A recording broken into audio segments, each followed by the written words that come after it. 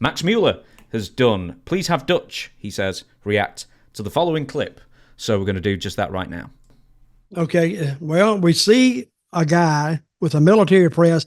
Now, who these guys are, or who the referee is, where it is, I have no idea. But just looking at it, I'm surmising, you like that word, that they broke some glass or a fluorescent light in the ring. This must be a hardcore match where anything goes, and the ceiling is about to fall in on top of them. Yeah. And the guy has a military press on his opponent, and the referee he's just there Biased. with a lighter, and he reaches up and he sets the guy's opponent on fire, and he throws him out, apparently to throw him onto something. Let's see what he meets out here. Oh, the old concrete floor, the thing that doesn't give, doesn't collapse, and he's laying there on fire, and I'm sure this is a National Guard armory somewhere, chairs all out of the way, he's on fire, and what do the guys do? Do they run over there and try to help him? Yeah, Let's see. Oh, yeah. And the guys just hold his head like, oh, no. Well, you better get in there and put him out. You know, right, I'm going to pause this here, right? And just at the middle left, there's a guy lying down on the ring with a sort of white mask on. Can you see him? I can see him. He's just laying down that stretch. He's just like reclining. He's sunbathing. Was he in the match? Kate Winslet in Titanic. Yeah, and there's another fluorescent light bulb laying on to the right of the guy. Anyway. One more time. But the referee sets him on fire, throws him out. He hits the hard floor. Oh, my God. I guess he's moving. And the guy holds his head, runs over there. Oh, let's put him out. And to me, I think if you did that in a building, I think it'd be the last time you were in that building. Because if you didn't tell them and you didn't set up for this, if you were in a school and you set a fire, they may arrest you. So I want to tell any of the wannabe independent promoters out there, if you're going to do something like that or like this, you need to tell the building what's going on, because they may have certain fire regulations, especially in a school or a National Guard armory that are both government owned. So they may not want you doing it. And, you know, if you did it and they didn't know about it, they could get fired too. You'd probably never run that building, or you could get charged with starting a fire, but those guys could get fired, and they might not want to lose their job over some stupid little wrestling stunt. Mm-hmm. So if you're going to do anything like this, and this is just to the independent promoters I'm talking to out there, boy, this camera is moving, isn't it?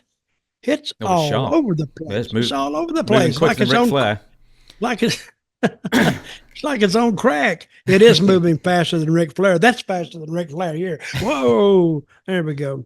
But hey, let people in on your plans, because now nobody is taken by surprise. Now, just imagine after this, somebody says, "What are they doing out there? They could have set this place on fire." You know how people are.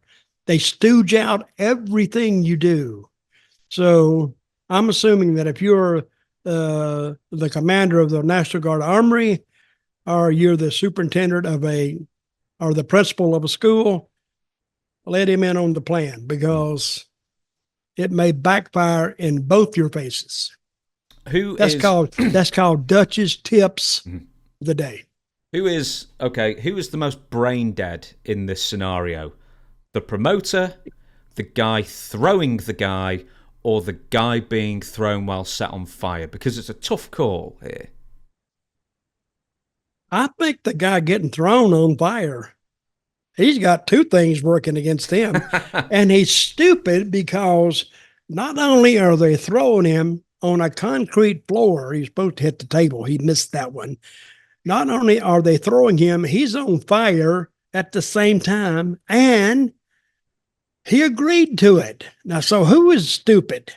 The guy throwing is just, hey, that makes him look good. Well, what if he kills him? What if? Well, that's manslaughter charge. It doesn't matter if it's a pro That wrestling would be match. Yeah. that would be a manslaughter charge. And how do you know he agreed to do that? And the referee would be involved in it too. Mm. And Mr. Mask laying on the ringside watching it, he had to be in on it. So we got quite a case here. You know what I mean? Yeah. So if that guy had died, you know, that had to hurt that guy. You don't take a throw from a ring. He had to travel 15 feet and then hit. You couldn't have done me that way. First of all, I wouldn't have agreed to it. Second of all, I'd have been wrestling with a fire extinguisher. And it's hard to not do arm drags and have a fire extinguisher too, just in case I get set on fire. Asbestos poncho, just in case. And they did. Another thing is they didn't have any fire extinguishers available, apparently. No. Did they? They were trying to put him out with their hands. Yeah, that video goes for 11 seconds. He's on fire for at least 8 of them. And by the end of that 11-second video, he's still on fire. Yeah, he had to have a burn. He had to have a burn. Where is that from? Why are you accepting videos like this without any backstory? I mean, it sort of explains itself in a sense. Yeah, but we need to know where it is. So you don't accidentally go there. I don't care where I go. Nobody's setting me on fire.